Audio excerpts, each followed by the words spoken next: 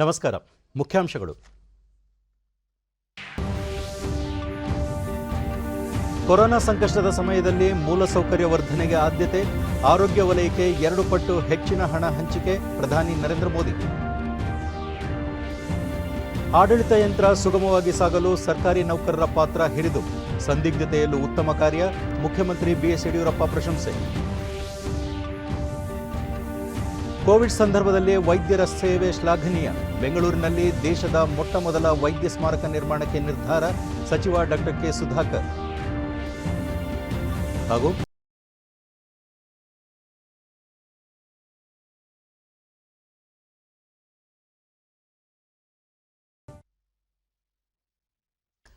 ವಾರ್ತೆಗಳ ವಿವರ. ಕಳೆದ ಶತಮಾನದಲ್ಲಿ ಬಂದು ಹೋದ ಸಾಂಕ್ರಾಮಿಕದ ಬಗ್ಗೆ ವಿವರವಾದ ದಾಖಲೆ ಲಭ್ಯವಿಲ್ಲ. ಕೊರೋನಾ ಕುರಿತಂತೆ ವೈದ್ಯರು ರೋಗ ಲಕ್ಷಣ, ರೋಗ ಪತ್ತೆ, ಚಿಕಿತ್ಸೆಯ ವಿವರ ದಾಖಲಿಸಿದರೆ ಅದು ಮಾನವಕುಲಕ್ಕೆ ದೊಡ್ಡ ಪ್ರಯೋಜನವಾಗುತ್ತದೆ ಎಂದು ಪ್ರಧಾನಿ ನರೇಂದ್ರ ಮೋದಿ ಪ್ರತಿಪಾದಿಸಿದ್ದಾರೆ. ಡಾಕ್ಟರ್ ಬಿಸಿ ರಾಯ್ ಸ್ಮರಣೆಯಲ್ಲಿ ಆಚರಿಸಲಾಗುತ್ತಿರುವ ರಾಷ್ಟ್ರೀಯ ವೈದ್ಯರ ದಿನದಂದು ವೈದ್ಯರನ್ನುದ್ದೇಶಿಸಿ ಅವರು ಕೋವಿಡ್ ವೇಳೆ ಎದುರಾದ ಎಲ್ಲ ಕಠಿಣ ಸವಾಲುಗಳಿಗೂ ದೇಶದ ವಿಜ್ಞಾನಿಗಳು ಪರಿಣಾಮಕಾರಿ ಲಸಿಕೆ, ಔಷಧ ಸಂಶೋಧಿಸಿದ್ದಾರೆ. ವೈದ್ಯರು ಹೊಸ ವೈರಾಣುವಿನಿಂದ ಹುಟ್ಟಿದ ಕಾಯಿಲೆ ಗುಣಪಡಿಸಲು ತಮ್ಮ ಅನುಭವ, ಕೌಶಲ್ಯದಿಂದ ಶ್ರಮಿಸಿದ್ದಾರೆ ಎಂದು ಮೆಚ್ಚುಗೆ ವ್ಯಕ್ತಪಡಿಸಿದರು. ಕಳೆದ 1.5 ವರ್ಷದಲ್ಲಿ ಕೋವಿಡ್ ಸಂಕಷ್ಟದ ಕಾಲದಲ್ಲಿ ಹಗಲಿರುಳೆನ್ನದೆ ವೈದ್ಯರು ಮಾಡಿದ ಜನಸೇವೆಗೆ ದೇಶ ಆಭಾರಿಯಾಗಿದ್ದು, 130 ಕೋಟಿ ಜನರ ಪರವಾಗಿ ತಾವು ಎಲ್ಲ ವೈದ್ಯರಿಗೆ ಧನ್ಯವಾದ ಅರ್ಪಿಸುವುದಾಗಿ ತಿಳಿಸಿದರು. ದೇಶದ ವೈದ್ಯಕೀಯ ಮೂಲಸೌಕರ್ಯದಲ್ಲಿ ಆಗಿರುವ ಸುಧಾರಣೆಯನ್ನು ಪ್ರಸ್ತಾಪಿಸಿದ ಅವರು, ನಮ್ಮ ದೇಶದ ಜನಸಂಖ್ಯೆ ಕೊರೋನಾ ಸಂಕಷ್ಟವನ್ನು ಮತ್ತಷ್ಟು ಹೆಚ್ಚಿಸಿದೆ. ಸರ್ಕಾರ ಈ ಸಂಕಷ್ಟ ಎದುರಿಸಲು ಮೂಲಸೌಕರ್ಯ ವರ್ಧನೆಗೆ ಆದ್ಯತೆ ನೀಡಿದೆ ಎಂದರು. ಕೇಂದ್ರ ಸರ್ಕಾರ ಈ ಸಾಲಿನ ಬಜೆಟ್ನಲ್ಲಿ ಆರೋಗ್ಯ ವಲಯಕ್ಕೆ 2 ಪಟ್ಟು ಹೆಚ್ಚಿನ ಹಣ ಹಂಚಿಕೆ ಮಾಡಿದೆ. ವೈದ್ಯಕೀಯ ಮೂಲಸೌಕರ್ಯ ವರ್ಧನೆಗಾಗಿ 50,000 ಕೋಟಿ ರೂಪಾಯಿ ಸಾಲ ಖಾತ್ರಿ ಯೋಜನೆ ರೂಪಿಸಿರುವುದಾಗಿ ಹಾಗೂ ಮಕ್ಕಳ ಆರೋಗ್ಯ ಆರೈಕೆಗೆ ಮೂಲಸೌಕರ್ಯ ಹೆಚ್ಚಿಸಲು 23,000 ಕೋಟಿ ರೂಪಾಯಿಗೂ ಹೆಚ್ಚು ಹಣ ನೀಡಲಾಗಿದೆ ಎಂದು ತಿಳಿಸಿದರು. ಯೋಗದ ಬಗ್ಗೆ ಪ್ರಚಾರ ಮಾಡುತ್ತಿರುವ ವೈದ್ಯರನ್ನು ಶ್ಲಾಘಿಸಿದ ಅವರು, ಯೋಗದ ಪ್ರಚಾರ ಸ್ವಾತಂತ್ರ್ಯ ನಂತರ ಕಳೆದ ಶತಮಾನದಲ್ಲೇ ಆಗಬೇಕಿತ್ತು, ಆದರೆ ಈಗ ಆಗುತ್ತಿದೆ ಎಂದ ಅವರು, ಯೋಗದ ಬಗ್ಗೆ ಪುರಾವೆ ಆಧಾರಿತ ಅಧ್ಯಯನಗಳನ್ನು ಭಾರತೀಯ ವೈದ್ಯಕೀಯ ಸಂಸ್ಥೆ ಅಭಿಯಾನದೋಪಾದಿಯಲ್ಲಿ ಕೈಗೊಳ್ಳುವಂತೆ ಸಲಹೆ ಮಾಡಿದರು.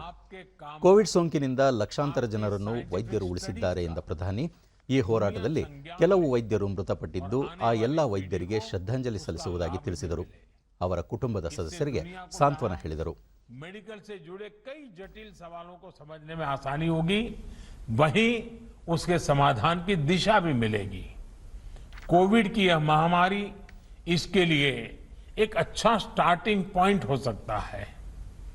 वैक्सीन किस प्रकार से हमारी मदद कर रही है, किस प्रकार से अर्ली डायग्नोसिस का लाभ मिल रहा है और एक पर्टिकुलर ट्रीटमेंट किस प्रकार से हमारी सहायता कर रहा है, क्या हम इसको लेकर ज्यादा से ज्यादा स्टडीज कर सकते हैं.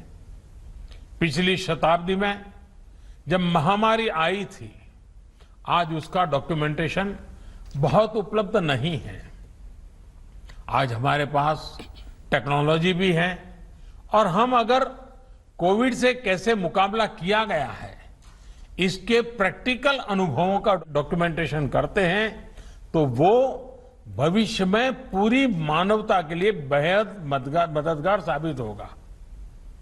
आपका ये अनुभव देश के मेडिकल रिसर्च को एक नई गति भी देगा. अंत में मैं यही कहूंगा कि आपकी सेवा, आपका श्रम सर्वे भवन्तु सुखिनः के हमारे संकल्प को अवश्य सिद्ध करेगा. ಉದ್ಯಮ ಸಾಮಾಜಿಕ ಜವಾಬ್ದಾರಿಯಡಿ ಬೋಯಿಂಗ್ ಸಂಸ್ಥೆ, ಸೆಲ್ಕೋ, ಡಾಕ್ಟರ್ ಫಾರ್ ಯು ಸಹಯೋಗದಲ್ಲಿ ಬೆಂಗಳೂರಿನ ಯಲಹಂಕದಲ್ಲಿ ನಿರ್ಮಿಸಿರುವ 100 ಹಾಸಿಗೆಗಳ ಅತ್ಯಾಧುನಿಕ ಕೋವಿಡ್ ಕೇರ್ ಸ್ಪೆಷಾಲಿಟಿ ಆಸ್ಪತ್ರೆಗೆ ಕೇಂದ್ರ ಹಣಕಾಸು ಸಚಿವೆ ನಿರ್ಮಲಾ ಸೀತಾರಾಮನ್ ಇಂದು ಭೇಟಿ ನೀಡಿ ಪರಿಶೀಲಿಸಿದರು. ಈ ವೇಳೆ ಆರೋಗ್ಯ ಮತ್ತು ವೈದ್ಯಕೀಯ ಶಿಕ್ಷಣ ಸಚಿವ ಡಾಕ್ಟರ್ ಕೆ ಸುಧಾಕರ್, ಮುಖ್ಯಮಂತ್ರಿಗಳ ರಾಜಕೀಯ ಕಾರ್ಯದರ್ಶಿ ಶಾಸಕ ಎಸ್ಆರ್ ವಿಶ್ವನಾಥ್ ಸೇರಿದಂತೆ ಹಲವರು ಉಪಸ್ಥಿತರಿದ್ದರು.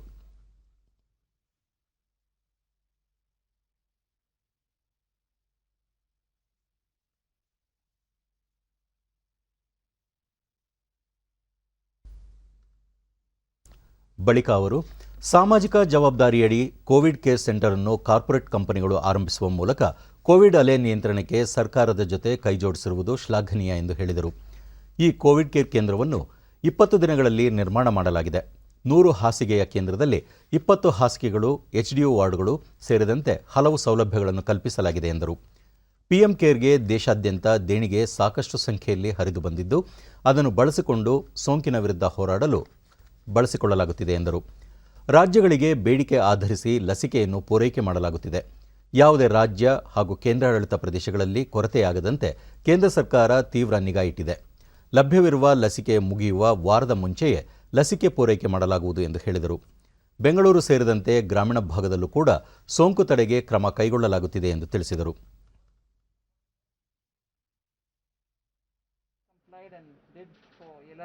And also Kalburgi in the North Karnataka area. ನಾಳೆ ಅವರು ಹೆಲಿಕ್ಸ್ ಜೈವಿಕ ತಂತ್ರಜ್ಞಾನ ಪಾರ್ಕ್ಗೆ ಭೇಟಿ ನೀಡಲಿದ್ದಾರೆ. ಬೆಂಗಳೂರಿನ ಕಬ್ಬನ್ ಉದ್ಯಾನವನದಲ್ಲಿ ನಿರ್ಮಿಸಲಾಗಿರುವ ನೂತನ ರಾಜ್ಯ ಸರ್ಕಾರಿ ನೌಕರರ ಸಂಘದ ಶತಮಾನೋತ್ಸವ ಭವನವನ್ನು ಮುಖ್ಯಮಂತ್ರಿ ಬಿಎಸ್ ಯಡಿಯೂರಪ್ಪ ಇಂದು ಲೋಕಾರ್ಪಣೆಗೊಳಿಸಿದರು.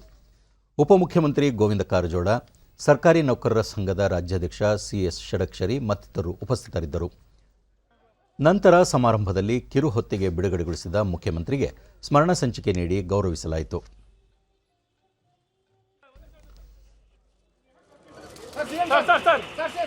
ಎಂಪಿ ಅವರು ದಯಮಾಡಿ ವೇದಿಕೆ ಮೇಲೆ ಆಸೀನರಾಗಬೇಕಂತ ನಾನು ಕೋರ್ತೇನೆ. ಆಡಳಿತ ವ್ಯವಸ್ಥೆಯ ಮೇಲೆ ಎಲ್ಲ ತಾಲೂಕು ಶಾಖೆಗಳಿಗೆ, ಜಿಲ್ಲಾ ಶಾಖೆಗಳಿಗೆ ಪ್ರಿಂಟೆಡ್ ಬೈಲ ರವಾನೆ ಆಗುತ್ತೆ. ನೌಕರರ ಪರವಾಗಿ ಬಳಿಕ ಯಡಿಯೂರಪ್ಪ, ಆಡಳಿತ ಯಂತ್ರ ಸುಗಮವಾಗಿ ಸಾಗಲು ಸರ್ಕಾರಿ ನೌಕರರ ಪಾತ್ರ ಮಹತ್ವದ್ದಾಗಿದ್ದು, ಕೋವಿಡ್, ಪ್ರವಾಹ, ಬರಗಾಲದ ಸಂದರ್ಭದಲ್ಲಿ ಹಗಲಿರುಳು ಶ್ರಮಿಸಿರುವುದಲ್ಲದೆ ದೇಣಿಗೆ ನೀಡುವ ಮೂಲಕ ಸಂಕಷ್ಟಕ್ಕೆ ಕೈಜೋಡಿಸಿದ್ದಾರೆ. ಸರ್ಕಾರದ ಯೋಜನೆಗಳನ್ನು ಗ್ರಾಮೀಣ ಪ್ರದೇಶದ ಕೊನೆಯ ವ್ಯಕ್ತಿಗೆ ಇನ್ನಷ್ಟು ಪರಿಣಾಮಕಾರಿಯಾಗಿ ತಲುಪಿಸಿ ಸರ್ಕಾರದ ಗೌರವವನ್ನು ಹೆಚ್ಚಿಸುವಂತೆ ಕರೆ ನೀಡಿದರು. ಸರ್ಕಾರಿ ನೌಕರರ ಮೇಲಿನ ಅನಾಮಧೇಯ ದೂರುಗಳಿಗೆ ಸರ್ಕಾರದ ತನಿಖೆ ಅಗತ್ಯವಿಲ್ಲವೆಂಬ ಆದೇಶ ಹೊರಡಿಸುವ ಮೂಲಕ ಮುಕ್ತವಾಗಿ ಕಾರ್ಯನಿರ್ವಹಿಸಲು ಅನುವು ಮಾಡಿಕೊಡಲಾಗಿದೆ. ನೌಕರರ ಕುಂದುಕೊರತೆ ಆಲಿಸಲು ಜಿಲ್ಲಾ ಮಟ್ಟದಲ್ಲಿ ಜಿಲ್ಲಾಧಿಕಾರಿಗಳ ನೇತೃತ್ವದಲ್ಲಿ ಜಂಟಿ ಸಮಾಲೋಚನಾ ಸಭೆ ರಚಿಸಲಾಗಿದೆ ಎಂದು ಮುಖ್ಯಮಂತ್ರಿ ತಿಳಿಸಿದರು. ನಮ್ಮ ಸಂಕಷ್ಟಕ್ಕೆ ತಾವೆಲ್ಲ ಕೈ ಜೋಡಿಸಿದ್ದೀರಾ. ನೀವು ಕೆಲಸ ಮಾಡುವಂಥ ಒಂದು ವಾತಾವರಣ ಉತ್ತಮಪಡಿಸೋದಕ್ಕೆ ಸದಾ ಬೆಂಬಲ ನೀಡಿಕೊಂಡು ನಾವೆಲ್ಲ ಬಂದಿದ್ದೇವೆ. ಅಂತೆ ನೀವುಗಳು ಸಹ ಸರ್ಕಾರದ ಯೋಜನೆಗಳನ್ನು ಗ್ರಾಮೀಣ ಪ್ರದೇಶದ ಕೊನೆಯ ವ್ಯಕ್ತಿಗೆ ತಲುಪಿಸುವ ಕೆಲಸವನ್ನು ಮಾಡ್ತಾ ಇದ್ದೀರಾ. ಇನ್ನೂ ಪರಿಣಾಮಕಾರಿಯಾಗಿ ಮಾಡಿ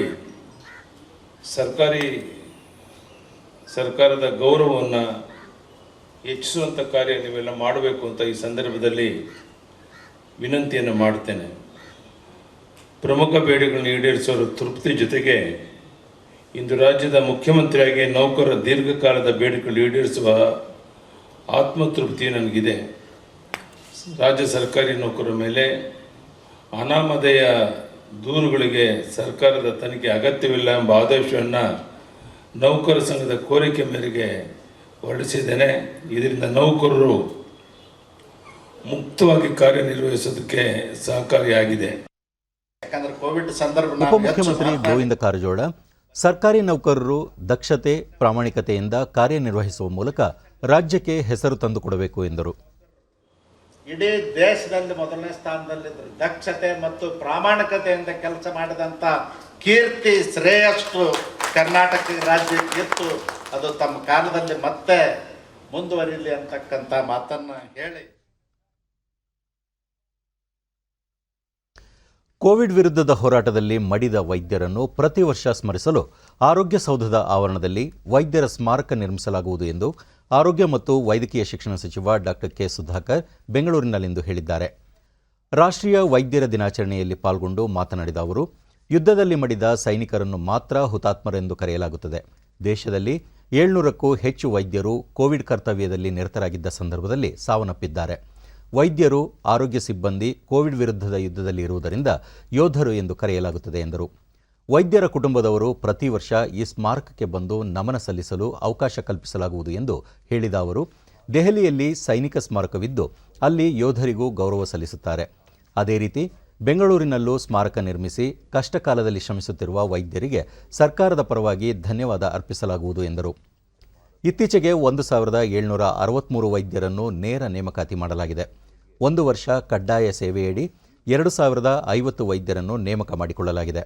ಅದರಲ್ಲಿ 1,000ಕ್ಕೂ ಅಧಿಕ ವೈದ್ಯರು ವೈದ್ಯಕೀಯ ಕಾಲೇಜುಗಳಿಗೆ ನೇಮಕವಾಗಿದ್ದಾರೆ.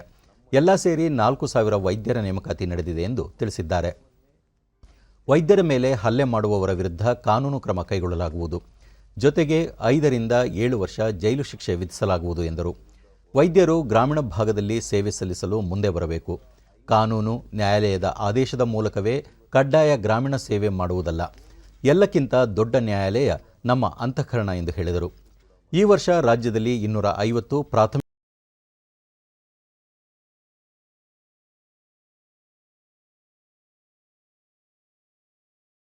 ಬೇರೆಯವರ ಜೀವ ಉಳಿಸೋದಷ್ಟೇ ಅಲ್ಲ, ಬೇರೆಯವರ ಜೀವ ಉಳಿಸ್ತಾ ತಮ್ಮ ಜೀವ ಬೇಕಾದರೂ ಬಲಿ ಕೊಡೋಕೆ ರೆಡಿ ಇರ್ತಾರೆ. ಸಾಂಕ್ರಾಮಿಕ ರೋಗ ಟೈಮ್ನಲ್ಲಿ ಜನ ಹೇಗೆ ನಡ್ಕೋತಾರೆ ಅಂತ ಅರ್ಥ ಮಾಡಿಕೊಂಡು ಅದಕ್ಕೆ ತಕ್ಕ ಹಾಗೆ ವರ್ತನೆ ಮಾಡಬೇಕಾಗಿ ಬಂದಿದ್ದರಿಂದ ಸಮಾಜ ವಿಜ್ಞಾನಿಯ ಪಾತ್ರವನ್ನು ಕೂಡ ವೈದ್ಯರು ವಹಿಸಿದರು. ಕೋವಿಡ್ ತಡೆಯುವ ಕೆಲಸ ಕಾರ್ಯಗಳನ್ನು ನಡೆಸುತ್ತಾ ಸಾರ್ವಜನಿಕ ಆಡಳಿತಗಾರರಾಗಿ ಇವು ಕೂಡ ವೈದ್ಯರು ಕೆಲಸ ಮಾಡಿದ್ದಾರೆ. ಸರ್ಕಾರದಲ್ಲಿ ಕೋವಿಡ್ಗೆ ಸಂಬಂಧಿಸಿದ ನೀತಿ ನಿರೂಪಣೆಗಳನ್ನು ಮಾಡಿ ಪಾಲಿಸಿ ಮೇಕರ್ ಕೂಡ ಆಗಿ ವೈದ್ಯರು ಕೆಲಸ ಮಾಡಿದ್ದಾರೆ. ಕೋವಿಡ್ ರೋಗಿಗಳ ಮಾನಸಿಕ ಸಮಸ್ಯೆಯನ್ನು ನಿರ್ವಹಿಸುವ ಮನಃಶಾಸ್ತ್ರಜ್ಞರು ಕೂಡ ಆಗಿದ್ದಾರೆ. ಇನ್ನು ಮುಂದೆಯೂ ವೈದ್ಯರು ಇದನ್ನೆಲ್ಲ ಮಾಡುತ್ತಲೇ ಇರಬೇಕಾಗ್ತದೆ. ಅದು ಅವರಿಗೆ ಇರೋ ಸವಾಲು, ಹಾಗೆ ಅವಕಾಶ ಕೂಡ ಹೌದು. ಈವರೆಗೆ ಮಾಡಿರೋ ಒಳ್ಳೆಯ ಕೆಲಸಗಳನ್ನು ಇನ್ನು ಮುಂದೆಯೂ ಮಾಡ್ತಾ ಇರಿ. ಕೋವಿಡ್ ವಿರುದ್ಧದ ಈ ಹೋರಾಟವನ್ನು ನಾವು ಗೆಲ್ಲಬೇಕಾಗಿದೆ. ಇದಕ್ಕೆ ನಮ್ಮಲ್ಲಿ ಒಗ್ಗಟ್ಟು ಬೇಕು. ಈ ಕೋವಿಡ್ ಸಮಯದಲ್ಲಿ ನಾವು ವೈದ್ಯರಿಗೆ ನೀಡೋ ಒಂದೊಳ್ಳೆ ಗೌರವ ಅಂದರೆ ಮಾಸ್ಕ್ ಧರಿಸೋದು, ಸಾಮಾಜಿಕ ಅಂತರ ಕಾಯ್ದುಕೊಳ್ಳೋದು, ಜೊತೆಗೆ ಲಸಿಕೆ ಹಾಕಿಸ್ಕೊಳ್ಳೋದು. ಪ್ರಾಥಮಿಕ ಶಾಲಾ ಶಿಕ್ಷಕರ ನೇಮಕಾತಿಗೆ ಅರ್ಹತೆ ಪಡೆಯಲು ಅಗತ್ಯವಾಗಿರುವ ಕರ್ನಾಟಕ ಶಿಕ್ಷಕರ ಅರ್ಹತಾ ಪರೀಕ್ಷೆ ಆಗಸ್ಟ್ 22ರಂದು ನಡೆಯಲಿದೆ ಎಂದು ಪ್ರಾಥಮಿಕ ಮತ್ತು ಪ್ರೌಢಶಿಕ್ಷಣ ಸಚಿವ ಎಸ್ ಸುರೇಶ್ಕುಮಾರ್ ತಿಳಿಸಿದ್ದಾರೆ. 1 ರಿಂದ 5ನೇ ತರಗತಿಗೆ ಶಿಕ್ಷಕರಾಗಲು ಬಯಸುವ ಮಂದಿ ಪಿಯುಸಿ, ಡಿಇಡಿ ಉತ್ತೀರ್ಣರಾಗಿರಬೇಕು. 6 ರಿಂದ 8ನೇ ತರಗತಿಗೆ ಶಿಕ್ಷಕರಾಗಲು ಪದವಿ ಡಿಇಡಿ ಅಥವಾ ಪದವಿ ಬಿಎಡ್ ಉತ್ತೀರ್ಣರಾಗಿರಬೇಕು. ಕೊನೆಯ ವರ್ಷದ ಪರೀಕ್ಷೆಗೆ ಹಾಜರಾಗಿ ಫಲಿತಾಂಶ ನಿರೀಕ್ಷೆಯಲ್ಲಿರುವವರು ಕೂಡ ಅರ್ಜಿ ಸಲ್ಲಿಸಬಹುದಾಗಿದೆ. ಅರ್ಜಿ ಸಲ್ಲಿಸಲು ಜುಲೈ 20 ಕಡೆಯ ದಿನವಾಗಿದೆ. ಆಗಸ್ಟ್ 22ರಂದು ಬೆಳಗ್ಗೆ 9:30 ರಿಂದ 12 ಗಂಟೆ ಹಾಗೂ ಮಧ್ಯಾಹ್ನ 2 ಗಂಟೆಯಿಂದ 4:30ರವರೆಗೆ ಪರೀಕ್ಷೆ ನಡೆಯಲಿದೆ. ಆಗಸ್ಟ್ 12ರಿಂದ ಪ್ರವೇಶ ಪತ್ರವನ್ನು ಡೌನ್ಲೋಡ್ ಮಾಡಿಕೊಳ್ಳಬಹುದು ಎಂದು ತಿಳಿಸಿದ್ದಾರೆ.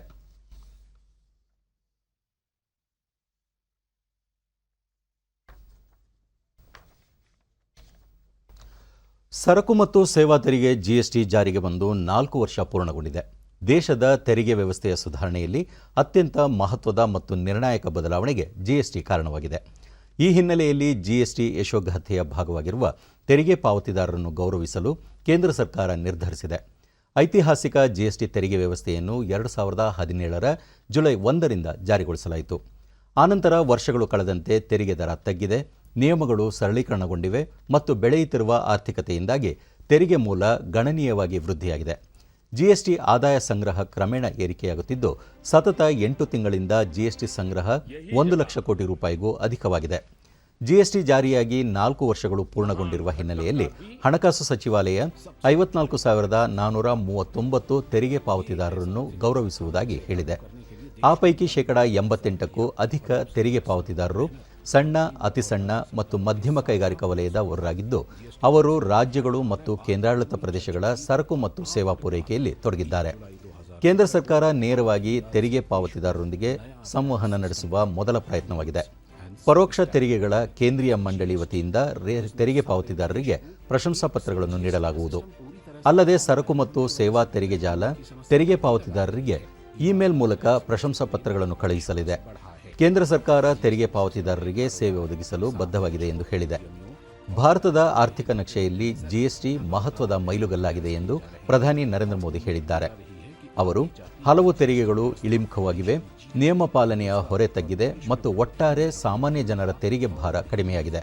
ಜೊತೆಗೆ ತೆರಿಗೆ ಸಂಗ್ರಹ ಹೆಚ್ಚಾಗಿ ಪಾರದರ್ಶಕತೆ ಮೂಡಿದೆ ಎಂದು ಹೇಳಿದ್ದಾರೆ.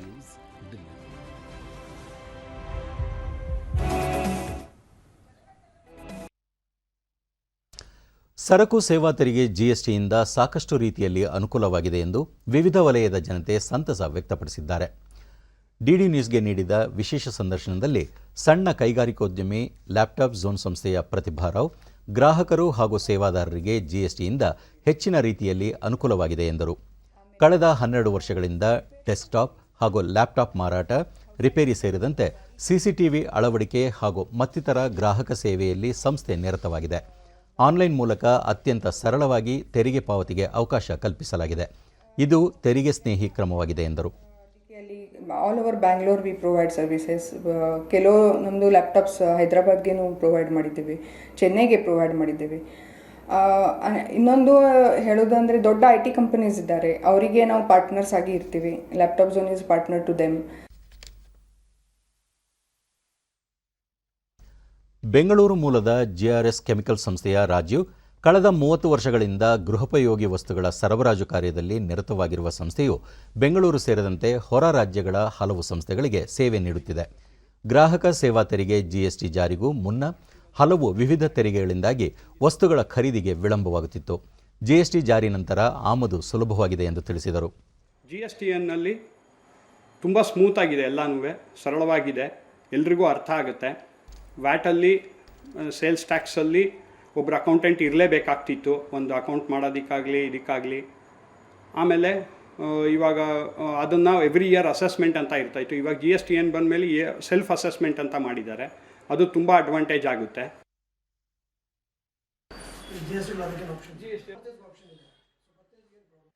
ಸಂಸ್ಥೆಯ ಮತ್ತೋರ್ವ ಪಾಲುದಾರ ಗುರುಪ್ರಸಾದ್, ವಸ್ತುಗಳ ಮಾರಾಟದ ವೇಳೆ ಸೇವಾದಾರರು ಗ್ರಾಹಕರ ತೆರಿಗೆ ಮೊತ್ತವನ್ನು ಪಾವತಿಸುತ್ತಿದ್ದು, ಗ್ರಾಹಕರಿಂದ ತೆರಿಗೆ ಮೊತ್ತ ನಿಗದಿತ ಸಮಯಕ್ಕೆ ಪಾವತಿಸುವಂತೆ ಕ್ರಮ ಜಾರಿಯಾದಲ್ಲಿ ಹೆಚ್ಚಿನ ಅನುಕೂಲವಾಗಲಿದೆ ಎಂದರು. ಏನಾದ್ರು ಪೇಮೆಂಟ್ ನಮಗೆ ಡಿಲೇ ಆದರೆ ಅಥವಾ ಬರಲಿಲ್ಲ ಅಂದರೆ ಸರ್ಕಾರದ ಕಡೆಯಿಂದ ನಮಗೆ ಅದರದ್ದು ಗ್ಯಾರಂಟಿ ಏನಾದ್ರು ಒಂದು ಅನುಕೂಲ ಮಾಡಿಕೊಟ್ರೆ ಒಳ್ಳೆಯದಾಗುತ್ತೆ. ಎಲ್ಲ ವೆಂಡರ್ಸ್ಗೂ ಈಸಿ ಆಗುತ್ತೆ. And then we can trust the any walk in customer, we can trust them. ಇಲ್ಲಾಂದರೆ ಕಷ್ಟ ಆಗುತ್ತೆ. ಅದ್ರ ಬಗ್ಗೆ ಒಂದು ಸ್ವಲ್ಪ GST ಅವರು ಅದ್ರ ಬಗ್ಗೆ ಗಮನ ಹರಿಸ್ಬೇಕು ಅಂತ ಒಂದು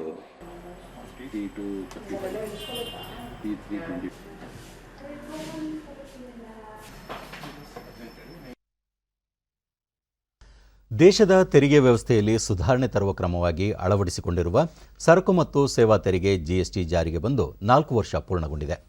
ಈ ಹಿನ್ನೆಲೆಯಲ್ಲಿ ಹುಬ್ಬಳ್ಳಿಯ ಮತ್ತು ಮೈಸೂರಿನ ಸಣ್ಣ ಮತ್ತು ಮಧ್ಯಮ ಕೈಗಾರಿಕಾ ಉದ್ಯಮಿಗಳು ಡಿಡಿ ನ್ಯೂಸ್ನೊಂದಿಗೆ ತಮ್ಮ ಅನಿಸಿಕೆ ಹಂಚಿಕೊಂಡಿದ್ದಾರೆ. ಹುಬ್ಬಳ್ಳಿಯ ಮೊಬೈಲ್ ಅಂಗಡಿ ಮಾಲೀಕ ಸಿದ್ಧಾರ್ಥ, ಒಂದು ರಾಷ್ಟ್ರಕ್ಕೆ ಒಂದೇ ತೆರಿಗೆ ಎಂಬ ನೀತಿ GST ಜಾರಿಗೆ ತಂದಿರುವುದು ಸಂತಸ ತಂದಿದೆ ಎಂದರು. ಏನು ಬಂತು ಭಾಳ ಖುಷಿ ಆಯಿತು. ಒನ್ ನೇಷನ್ ಒನ್ ಟ್ಯಾಕ್ಸ್ ಅಂತ ಹೇಳಿ ನಮ್ಗೆ ಯಾಕೆ ಖುಷಿ ಆಯಿತು ಅಂತಂದರೆ ನಮ್ಗೆ ಏನು ಅನ್ನಿಸ್ತು, ನಾವು ಎಲ್ಲಿಂದಾದರೂ ಪೂರಾ ಇಂಡಿಯಾನಲ್ಲಿ ನಾವು ಬಿಸ್ನೆಸ್ ಮಾಡಬೇಕಂತ ಹೇಳಿ. ಸರ್ಕಾರ ವಿಶೇಷವಾಗಿ ಮತ್ತೋರ್ವ ಕರ್ನಾಟಕ ವಾಣಿಜ್ಯೋದ್ಯಮ ಸಂಘದ ಮಾಜಿ ಅಧ್ಯಕ್ಷ ವಸಂತ ಲದ್ದಡ, GST ವ್ಯವಸ್ಥೆಯಲ್ಲಿ ಬದಲಾವಣೆ ಮಾಡುವುದರ ಜೊತೆಗೆ ಸರಳೀಕರಣ ಮಾಡಬೇಕು ಎಂದು ಹೇಳಿದರು. ಸಾಲ ಮಾಡ್ರಿ ಅನ್ನೋದಕ್ಕೆ ಒಕ್ಕೂಟ ವ್ಯವಸ್ಥೆಯೊಳಗೆ ಅದರೊಳಗೂ ಕಾನ್ಸ್ಟಿಟ್ಯೂಷನ್ ಬದಲಾವಣೆ ಆದಮೇಲೆ ಇದನ್ನು ಹಾರಿಸಿಕೊಳ್ಳುವಂಥ ಉತ್ತರ ಆದಾಗ ಈ ಕೇಂದ್ರ ಸರ್ಕಾರ ನೂತನವಾಗಿ ಜಾರಿ ಮಾಡಿದಂಥ GST ಕಾನೂನೇನಿದೆ ಅದನ್ನು ನಾವು ಬಹಳಷ್ಟು ಬದಲಾವಣೆ ಮಾಡುವುದರ ಜೊತೆಗೆ ಸರಳೀಕರಣ ಮಾಡಬೇಕು. ಮೈಸೂರಿನ ಸಣ್ಣ ಉದ್ಯಮಿ ಜ್ಞಾನೇಶ್ ಶರಣಗೌಡ, GST ಜಾರಿಯಿಂದ ಉದ್ಯಮಿಗಳಿಗೆ ಅನುಕೂಲವಾಗಿದೆ, ತೆರಿಗೆ ಕಟ್ಟುವುದು ಪ್ರತಿಯೊಬ್ಬರ ಕರ್ತವ್ಯವಾಗಿದೆ ಎಂದರು. ಸಾಲಗಳನ್ನ ನೀಡತಕ್ಕಂಥ ಒಂದು ಯೋಜನೆಗಳನ್ನ ಸರ್ಕಾರ ಮಾಡಿದೆ. ಹಾಗಾಗಿ ನಾವು GST ಕಟ್ಟೋದ್ರಿಂದ ಮತ್ತು ಭಾರತದ ಪ್ರಜೆಯಾಗಿ ಪ್ರತಿಯೊಬ್ಬ ಉದ್ದಿಮೆದಾರನು ಕೂಡ ನಾವು GST ಕಟ್ಕೊಳ್ತೀವಿ ಅಂತ ಹೇಳೋದಕ್ಕೆ ನನಗೆ ಹೆಮ್ಮೆ ಆಗುತ್ತೆ. ಕಟ್ಟಬೇಕಾದದ್ದು ನಮ್ಮೆಲ್ಲರ ಆದ್ಯ ಕರ್ತವ್ಯ. ಹೋಟೆಲ್ ಮಾಲೀಕರ ಸಂಘದ ಜಿಲ್ಲಾಧ್ಯಕ್ಷ ನಾರಾಯಣಗೌಡ, ಕೊರೋನಾ ಸೋಂಕಿನಿಂದ ಪ್ರವಾಸೋದ್ಯಮ ಮತ್ತು ಹೋಟೆಲ್ ಉದ್ಯಮ ಸಂಕಷ್ಟಕ್ಕೆ ಸಿಲುಕಿದೆ. ಇಂತಹ ಸಂದರ್ಭದಲ್ಲಿ ತೆರಿಗೆಯಲ್ಲಿ ಸರ್ಕಾರ ವಿನಾಯಿತಿ ನೀಡಬೇಕು ಎಂದು ಮನವಿ ಮಾಡಿದರು. ಕಡೆಯ ತೀರ್ಮಾನವಾಗಿ ಸರ್ಕಾರ ತೆಗೆದುಕೊಳ್ಳಬೇಕಾದ ಅನಿವಾರ್ಯತೆ ಸರ್ಕಾರದ ಮುಂದಿದೆ. ನಾವು ಸರ್ಕಾರವನ್ನ ಕಳೆದ 1.5 ವರ್ಷದಿಂದ ಒತ್ತಾಯ ಮಾಡ್ತಾ ಬರ್ತಾ ಇದ್ದೀವಿ. ಸರ್ಕಾರಗಳು ಏನೇ ಸವಲತ್ತು ಕೊಟ್ಟರು ಏನೇ ಮಾಡಿದ್ರು. ಉದ್ಯಮಿ ಬಸವರಾಜು, GST ಜಾರಿಯಿಂದ ಉದ್ಯಮಿಗಳಿಗೆ ಅನುಕೂಲವಾಗಿದೆಯೇ ಹೊರತು ಯಾವುದೇ ರೀತಿಯ ತೊಂದರೆಯಾಗಿಲ್ಲ ಎಂದರು. ತುಂಬಾ ಕಷ್ಟ ಆಗ್ತಿದೆ. GST ಆಗಲಿ ಇನ್ನೊಂದಾಗ್ಲಿ, ಸರ್ಕಾರ ಈಗ ಮೊದಲೇ ಇದಿತ್ತು 2 ತರ ಟ್ಯಾಕ್ಸ್ ಮಾಡಿದ್ರು. ಸ್ಟೇಟ್ ಟ್ಯಾಕ್ಸ್ ಒಂದು, ಸೆಂಟ್ರಲ್ ಟ್ಯಾಕ್ಸ್ ಒಂದು 2 ಮಾಡಿದ್ರು. GST ಬಂದ ಮೇಲೆ ಅದೊಂದು ಅವಾಯ್ಡ್ ಆಗಿ ಈಗ 1.5 ಕೋಟಿ ಲಿಮಿಟ್ ಇತ್ತು. 1.5 ಕೋಟಿ ಲಿಮಿಟ್ ಈಗ ಕ್ರಾಸ್ ಆಗಿ ನಾವು 5-10 ಕೋಟಿ ಎಷ್ಟು ಬೇಕಾದ್ರೂ ಮಾಡ್ಬೋದು. ಅದಕ್ಕೆ ಲಿಮಿಟ್ ಇಲ್ದಂಗೆ ಮಾಡಿದ್ದಾರೆ. ಅದೊಂದು ತುಂಬಾ ಅಡ್ವಾಂಟೇಜ್ ಇದೆ. GST ಬಂದ್ರೆ ತುಂಬಾ ಅಡ್ವಾಂಟೇಜ್ ಇದೆ. ಹೋಟೆಲ್ ಉದ್ಯಮಿ ಮಲ್ಲೇಶ್ ಈ ಮೊದಲು ಸಮಯಕ್ಕೆ ಸರಿಯಾಗಿ GST ಕಟ್ಟುತ್ತಿದ್ದೆವು ಎಂದರು. 2 ತಿಂಗಳಿಂದ ಇನ್ನು GST ಕಟ್ಟಕ್ ಆಗ್ತಾ ಇಲ್ಲ. ಓಕೆ, ಮುಂದಕ್ಕೆಲ್ಲ ಕಟ್ತೀವಿ ಸರ್. ಅದು ನಿಮ್ದೇನು ಅಂತ ಸಿಂಗಲ್ ಇರೋದ್ರಿಂದ ಪರವಾಗಿಲ್ಲ ಸರ್. ಡಬಲ್ ಇದ್ದಿದ್ರೆ ಕಷ್ಟ ಆಯ್ತಾ ಇತ್ತು. ಓಕೆ, ಬನ್ನಿ ಸರ್. ಹಿಂಗೆ ಪ್ರತಿ ವರ್ಷ ಜುಲೈ ಮೊದಲ ವಾರದಲ್ಲಿ ವನ ಮಹೋತ್ಸವ ಸಪ್ತಾಹ ಆಚರಿಸಲಾಗುತ್ತಿದ್ದು ಇಂದು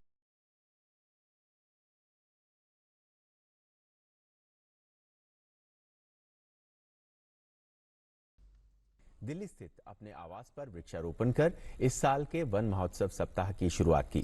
इस मौके पर उन्होंने पर्यावरण संरक्षण के लिए वन महोत्सव के दौरान लोगों से पेड़ लगाने की अपील की। ನಂತರ ಅವರು ವನ ಮಹೋತ್ಸವ ಸಪ್ತಾಹದ ವೇಳೆ ಸಸಿ ನೆಟ್ಟು 3 ವರ್ಷಗಳ ಕಾಲ ಪೋಷಿಸುವಂತೆ ದೇಶದ ಜನತೆಗೆ ಮನವಿ ಮಾಡಿದರು. ಕಾನೂನಿನಲ್ಲಿ ಕೂಡ ಸಕಲ ಯೋಜನೆಯೊಂದಿಗೆ ಪಾರಂಪರಿಕ ಮತ್ತು ಉಪಯುಕ್ತ ಸಸಿಗಳನ್ನು ವ್ಯವಸ್ಥಿತವಾಗಿ ನೆಡಲಾಗುತ್ತಿದ್ದು ವಿಶೇಷ ಗಮನ ಹರಿಸಲಾಗಿದೆ ಎಂದರು. ಪ್ರಧಾನಿ ನರೇಂದ್ರ ಮೋದಿ ಅವರ ನೇತೃತ್ವದಲ್ಲಿ ಕಳೆದ 7 ವರ್ಷಗಳಲ್ಲಿ ದೇಶದ ಅರಣ್ಯ ವ್ಯಾಪ್ತಿ 15,000 ಚದರ ಕಿಲೋಮೀಟರ್ ವೃಕ್ಷ ಸಂಪತ್ತು ವೃದ್ಧಿಸಿದೆ. ಭಾರತ ಪ್ಯಾರಿಸ್ ಒಪ್ಪಂದಕ್ಕೆ ಗಮನ ನೀಡಿದ್ದು ಇಂಗಾಲಾಮ್ಲದ ಹೊರಸೂಸುವಿಕೆಯನ್ನು ತಗ್ಗಿಸುತ್ತಿದೆ ಎಂದರು.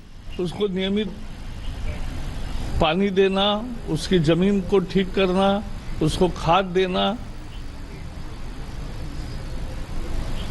और जंगल में भी अभी ये वन महोत्सव शुरू होता है.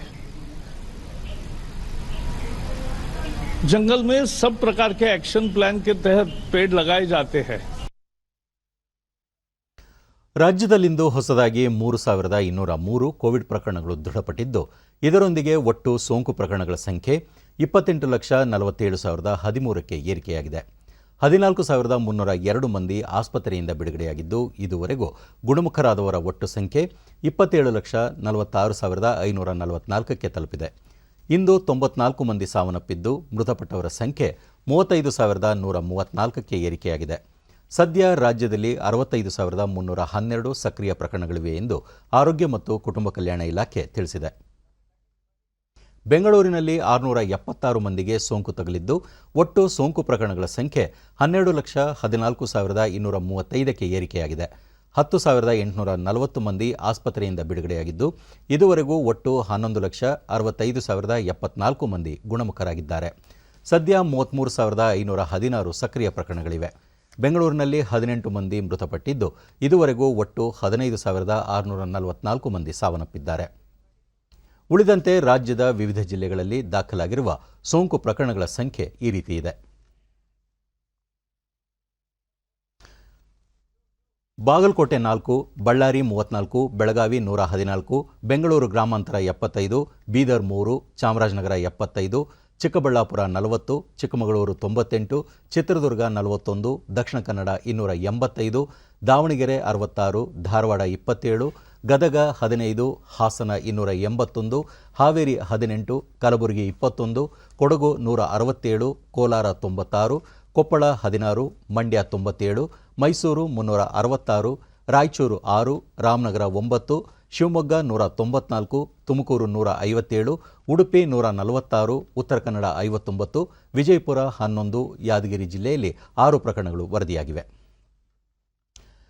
ಚಿಕ್ಕಬಳ್ಳಾಪುರ ಜಿಲ್ಲೆಯಲ್ಲಿ ಕೊರೋನಾ ಲಸಿಕಾ ಅಭಿಯಾನದಡಿ ಪದವಿ ಕಾಲೇಜುಗಳ ವಿದ್ಯಾರ್ಥಿಗಳು, ಬೋಧಕ ಮತ್ತು ಬೋಧಕೇತರ ಸಿಬ್ಬಂದಿಗೆ ಲಸಿಕೆ ನೀಡಲಾಗುತ್ತಿದೆ. ಅಭಿಯಾನದ ಅಂಗವಾಗಿ ಹಲವು ವಿದ್ಯಾರ್ಥಿಗಳು ಹಾಗೂ ಸಿಬ್ಬಂದಿ ಲಸಿಕೆ ಪಡೆದುಕೊಂಡರು.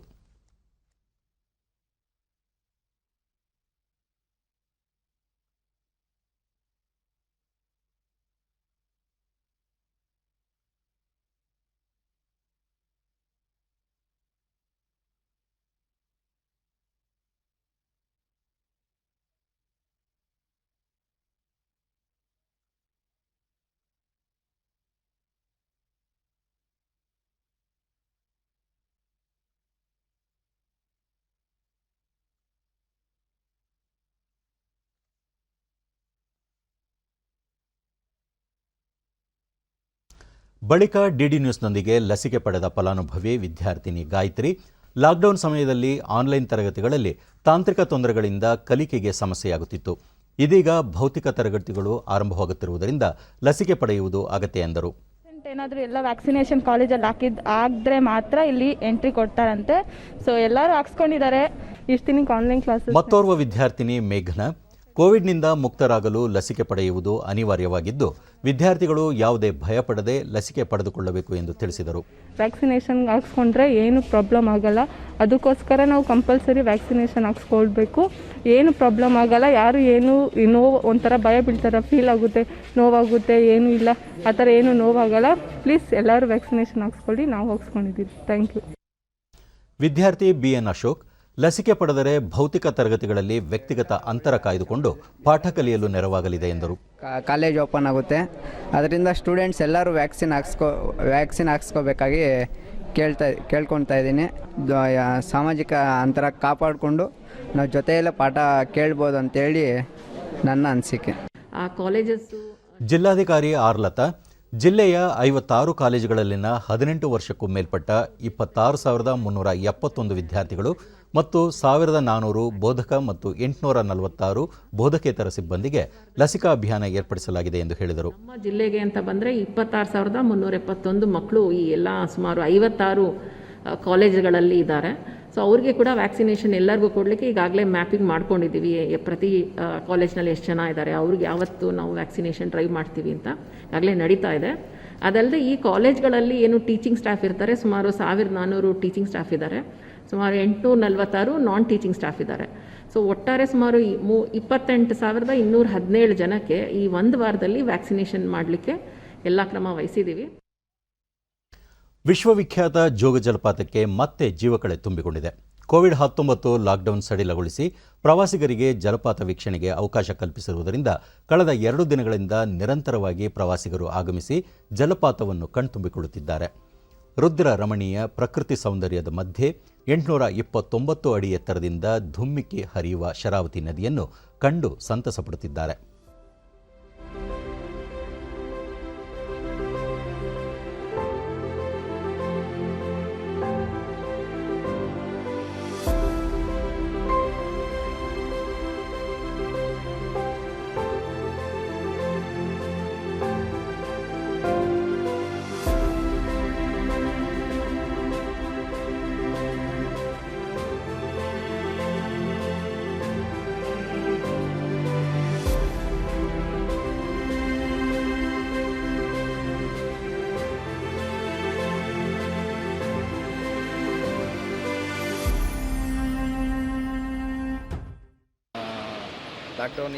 ಡಿಡಿ ನ್ಯೂಸ್ನೊಂದಿಗೆ ಬೆಂಗಳೂರಿನಿಂದ ಬಂದಿದ್ದ ಪ್ರವಾಸಿಗ ಸತೀಶ್, ಮಲೆನಾಡು ಭಾಗ ತಮಗೆ ಅತ್ಯಂತ ಪ್ರಿಯವಾಗಿದ್ದು ಲಾಕ್ಡೌನ್ ನಂತರ ಜೋಗ ಜಲಪಾತ ವೀಕ್ಷಣೆಗೆ ಬಂದಿದ್ದೇವೆ.